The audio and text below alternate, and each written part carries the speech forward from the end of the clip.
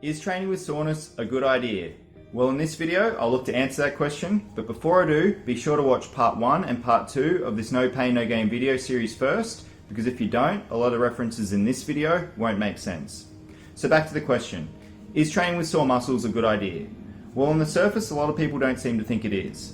This is because more often than not, most people relate pain to something being wrong with their body in some way, shape or form. And this is true in a lot of instances. For example, if you twist your ankle the wrong way and sprain it, the pain is a good indication to stay off your feet completely and let the body repair itself. However, when it comes to DOMS, or Delayed Onset Muscle Soreness, the rules regarding pain and soreness are a little bit different. In my previous videos, we learnt the main cause of DOMS ultimately boils down to doing what the body is unaccustomed to or not ready for in some way. The research points to muscular breakdown and microscopic damage to the muscle fibers as being the main cause of stiffness and soreness symptoms.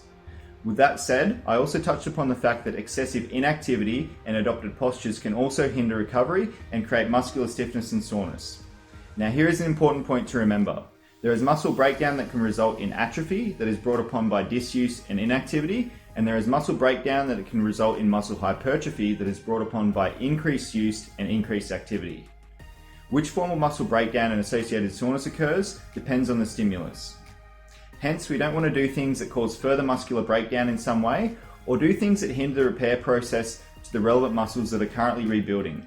To illustrate this better, let's use a practical example. Let's say you did a lower body training session that caused a lot of soreness in your legs for a few days after the training session. Moving around hurts, so you then decide that you'll sit down for extended periods during the DOMS window of time and wait for the soreness to dissipate. This lack of activity will actually hinder your recovery and make your muscle soreness greater and last longer than it should.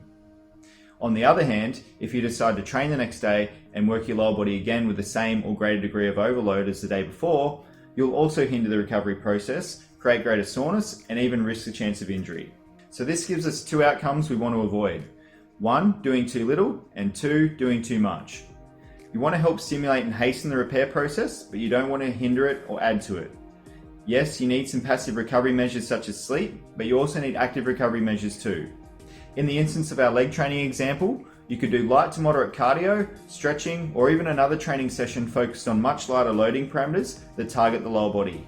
These would all be good active recovery enhancers. If you paired these types of active methods with extra sleep, contrast showers, salt baths, or other passive recovery methods, this would enhance your recovery even further. The trick is to combine enough active and passive recovery measures to get your body recovering optimally. The more advanced you are, the more recovery methods you'll need. See video 2 for more details on the recovery methods I recommend. If you're still concerned that you need lots of days off from training until your soreness completely subsides, then be reassured that your body is not an all or nothing machine.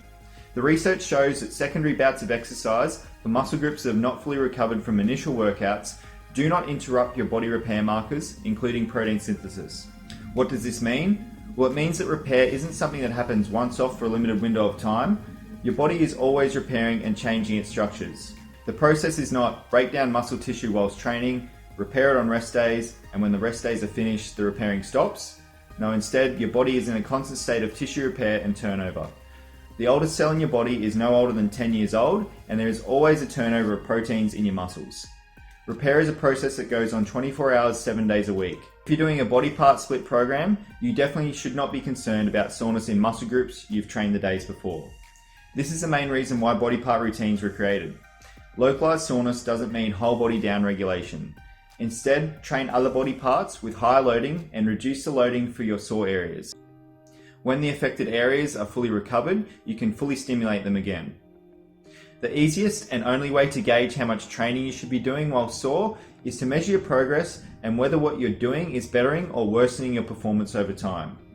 This comes back to what I mentioned in video 2 about the importance of keeping training records or having a coach that monitors progress for you.